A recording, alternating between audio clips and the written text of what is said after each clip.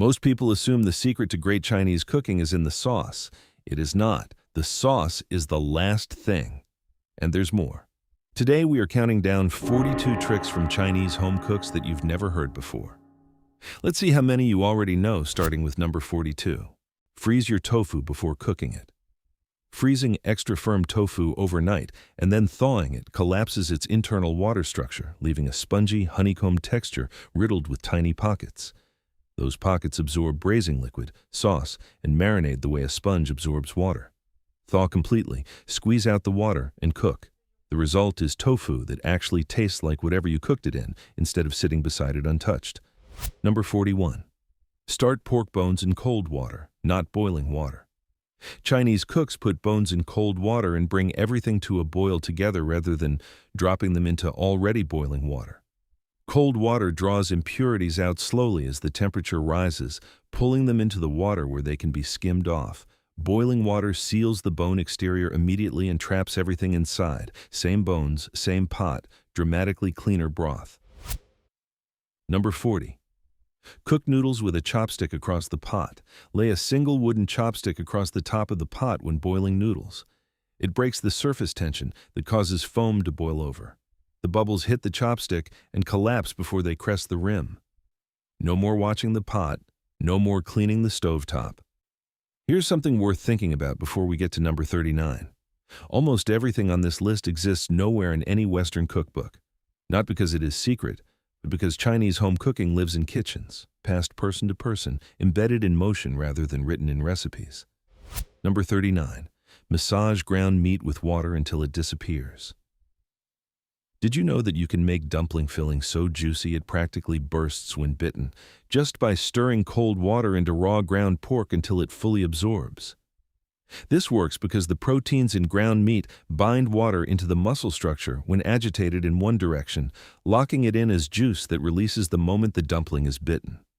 Add 2 tablespoons of cold stock to the raw filling. Stir vigorously in one direction until every drop disappears and the meat turns slightly sticky and springy, then repeat twice more.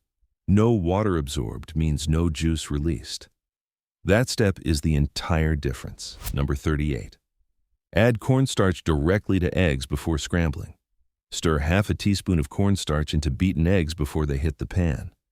It interferes with how tightly the proteins bond under heat, producing a silkier curd that does not weep liquid when it sits. Chinese restaurant egg dishes all rely on this texture. Half a teaspoon, 5 extra seconds, completely different result. Number 37. Use egg yolk only for coating fried foods. Most recipes call for whole egg in frying batter. Use yolk only. Yolk fat and emulsifiers create a thicker coating that fries to deeper amber. The white dilutes this with water, producing a paler, puffier result. For anything you want genuinely golden and crisp, yolk only, every time. Number 36. Use glutinous rice flour instead of cornstarch for chewy coatings. Cornstarch creates a thin, crispy coating that cracks cleanly when bitten. Glutinous rice flour creates one that is crispy on the outside and chewy underneath, the exact texture behind Chinese fried chicken, sesame balls, and certain dim sum dishes. The starch molecules in glutinous rice flour are structured differently and produce a distinct chew that cornstarch simply cannot replicate. Substitute one for one anywhere you want that characteristic bite. Number 35. Add a pinch of baking soda to egg drop soup. A pinch of baking soda added to broth before drizzling the egg in slows how quickly the egg proteins set, giving them more time to spread before coagulating. The result is long, silky ribbons instead of tight, scrambled-looking clumps, less than 1/8 of a teaspoon. One pinch, completely different texture. Number 34. Steam dumplings on cabbage leaves. Place a cabbage leaf in the bottom of your steamer basket and set dumplings directly on top instead of on oiled parchment or bare bamboo. Cabbage conducts heat evenly from below while completely preventing the wrapper from sticking, with no added oil to make the bottom greasy. The leaf also contributes a faint vegetable sweetness to the steam surrounding the dumplings as they cook. When finished, the leaf lifts off cleanly with nothing stuck to it. Number 33. Cut sticky rice cakes without them dragging or tearing. Did you know that you can slice through niangao or mochi cleanly every single time just by dipping your knife in cold water before each cut? This works because the thin water film between the blade and the surface of the rice cake prevents the sticky starch from bonding to the metal. Keep a small bowl of cold water beside the cutting board and dip once before every cut. One dip, clean slice, no dragging, no tearing. Number 32. Freeze ginger and grate it without peeling. Frozen ginger grates directly on a microplane, skin and all, into a fine, fragrant snow that melts instantly into whatever you are cooking with no fibrous texture whatsoever. Freezing breaks down the cell walls of the ginger, including the tough fibers that make peeled and grated ginger sometimes grainy. Chinese home cooks freeze a whole knob and break off a piece whenever they need it. No peeling, no waste, no ginger drying out in the back of the fridge.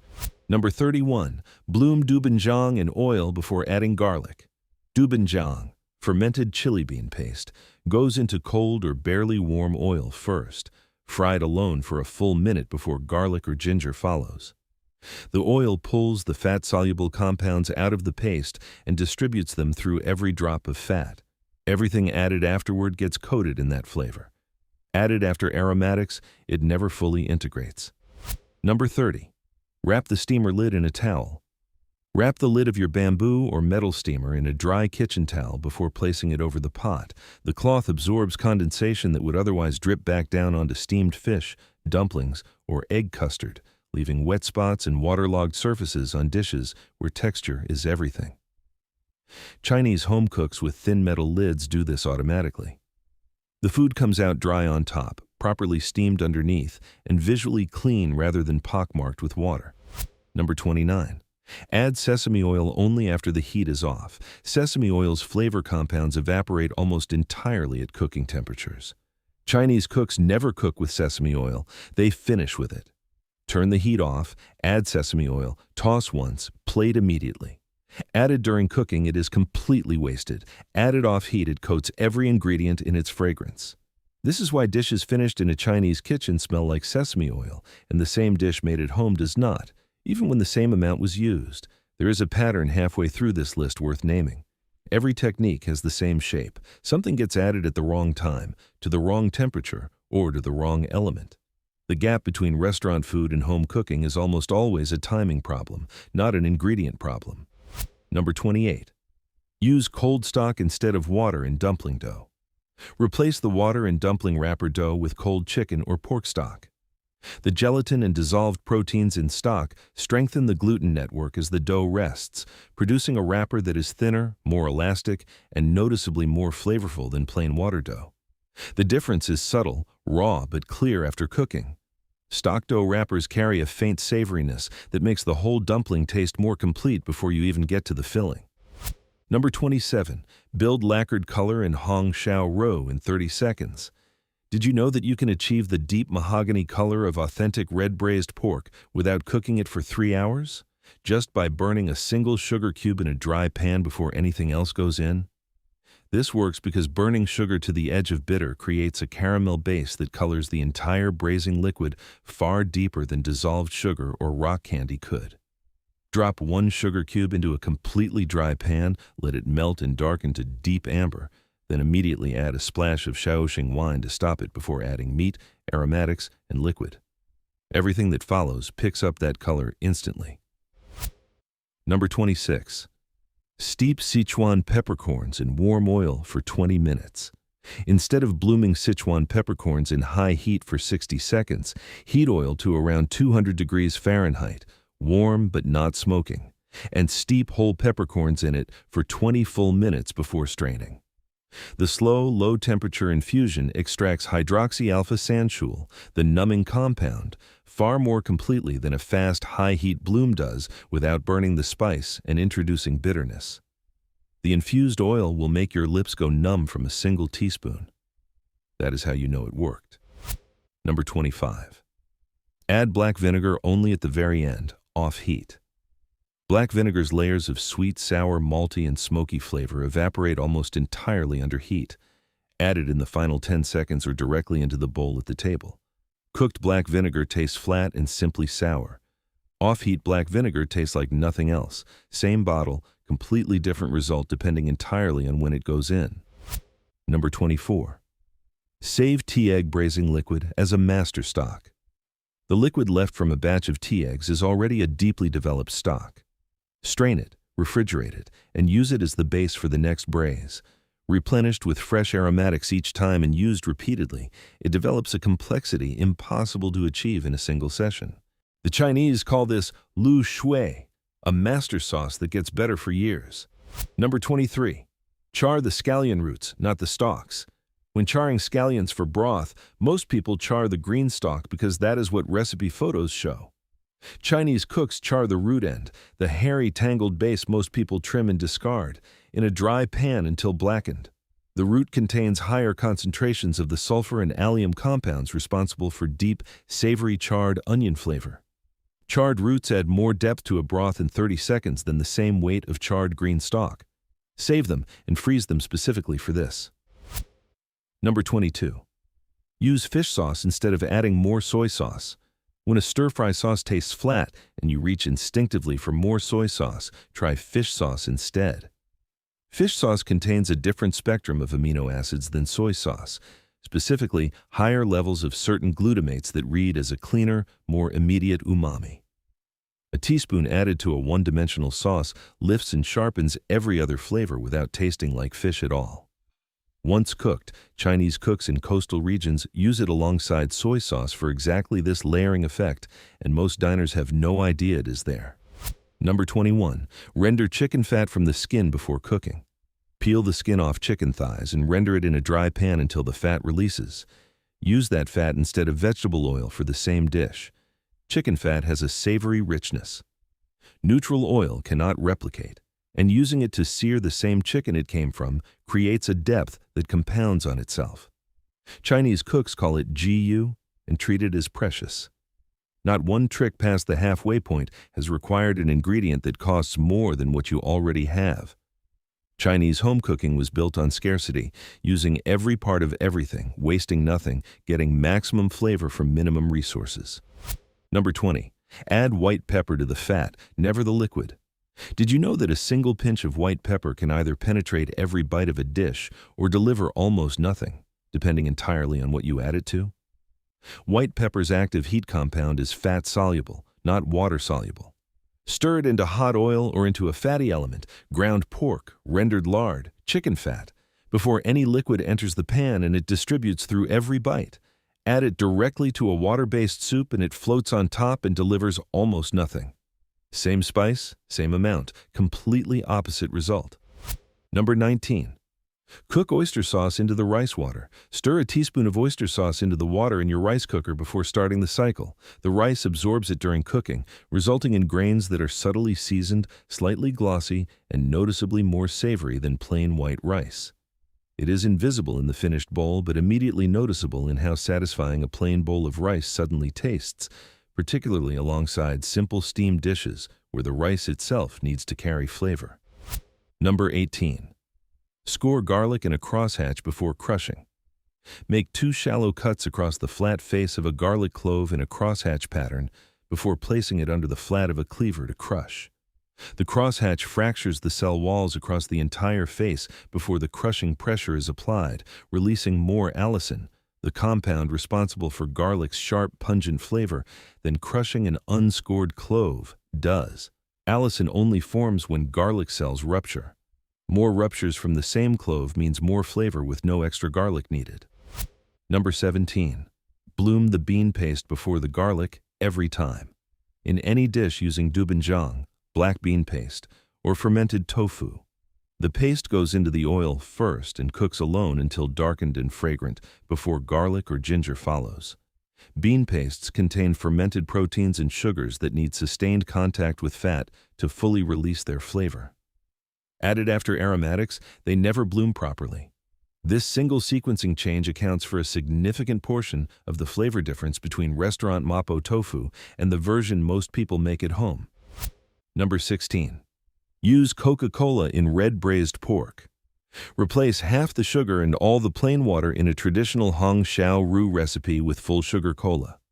The cola provides caramel color that deepens the braising liquid to mahogany, phosphoric acid that tenderizes connective tissue, and a sugar-to-water ratio that produces a naturally glossy reduction as it evaporates. The carbonation disappears in seconds. The cola flavor disappears entirely in cooking. What remains is a deeper, stickier, more complex sauce than sugar and water alone produces, with almost no extra effort. Number 15. Brew green tea and use it as rice cooker liquid. Replace some or all of the water in your rice cooker with cold brew green tea, 1 tea bag steeped in cold water for 8 hours overnight. The tea infuses the rice with a faint floral, grassy fragrance that is almost imperceptible but makes the rice taste somehow more alive. Use a mild green tea rather than a roasted one. The goal is aroma, quietly woven through each grain, not a distinct tea flavor you can point to. Number 14. Spoon off the oil from chili crisp and use it as a finishing drizzle. The red oil pooling at the top of a chili crisp jar is not a byproduct. It is the most valuable part. Spoon off just the oil layer and drizzle it over dumplings, cold noodles, steamed vegetables, or plain rice right before serving. That oil has been infused with every spice, dried chili, garlic, and Sichuan peppercorn in the jar. A single teaspoon delivers more concentrated heat and fragrance than any hot sauce applied the same way because oil carries fat-soluble flavor compounds that water-based sauces cannot hold. Number 13.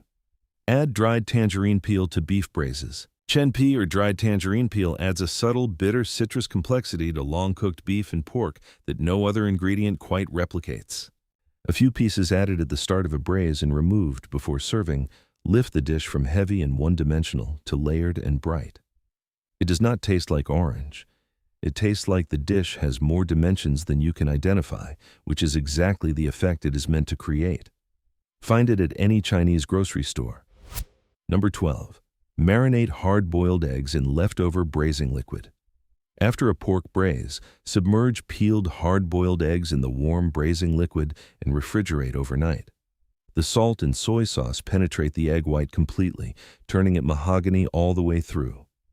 The yolk stays creamy and picks up a faint savoriness. The braising liquid gets used again rather than discarded, and the eggs cost nothing beyond what was already cooked. Number 11. Ferment fresh chilies in salt water for 3 days. Pack fresh red chilies in a jar, dissolve 1 teaspoon of non-iodized salt per cup of water, pour over until submerged, seal loosely, and leave at room temperature for 3 days.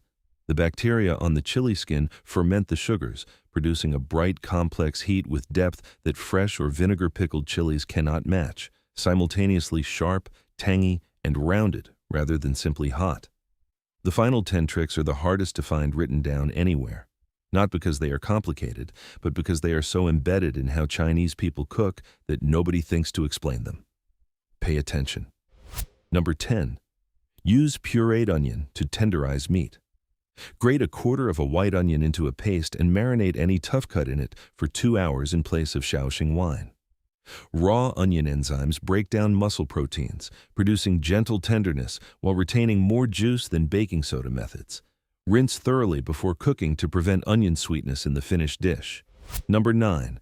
Add a pinch of white pepper to fresh fruit. A pinch of finely ground white pepper on cut mango, watermelon, or pineapple is a street food flavor combination found across southern China that most people outside of China have never encountered.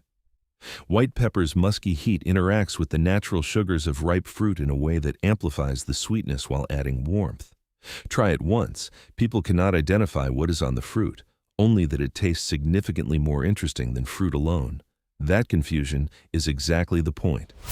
Number 8. Save the liquid from canned water chestnuts.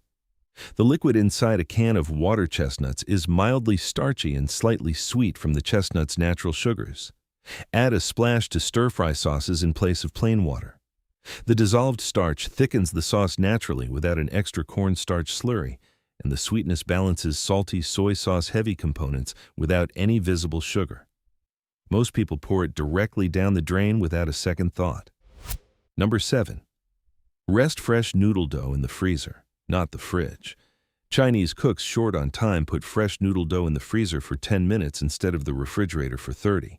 The cold penetrates faster and relaxes the gluten just as completely. The dough comes out firm and easy to roll without springing back. Do not leave it longer than 15 minutes or the edges will begin to freeze and crack when you try to work them. Number 6. Squeeze tofu through a cloth before mixing it into any filling.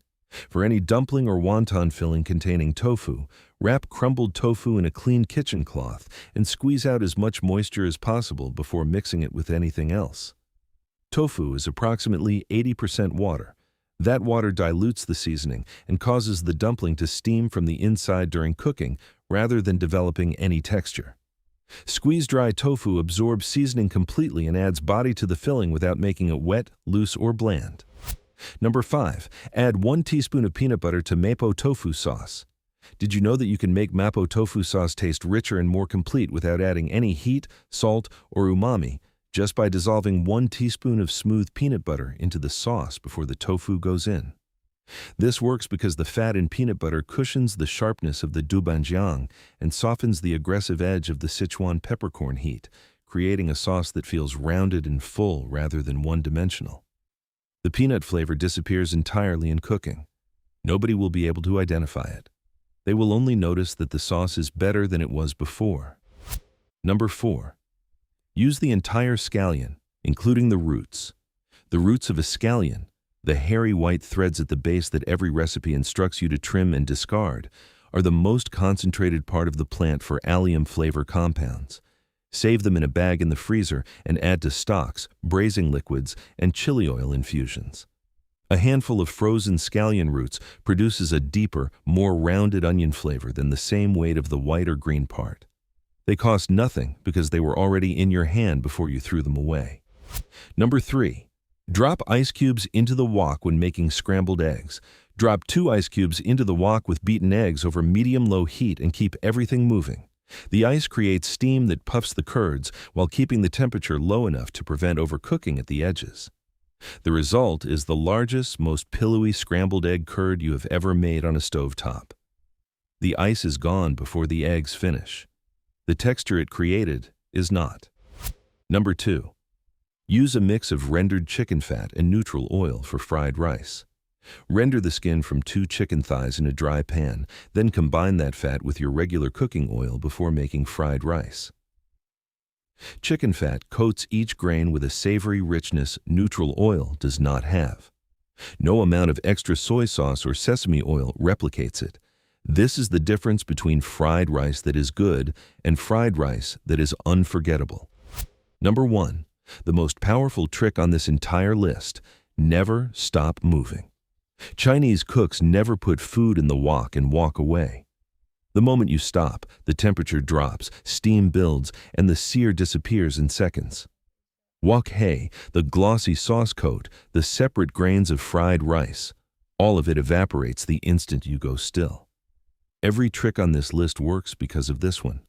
Stay at the wok, keep moving. How many of the tricks were new to you? Let me know in the comment section down below.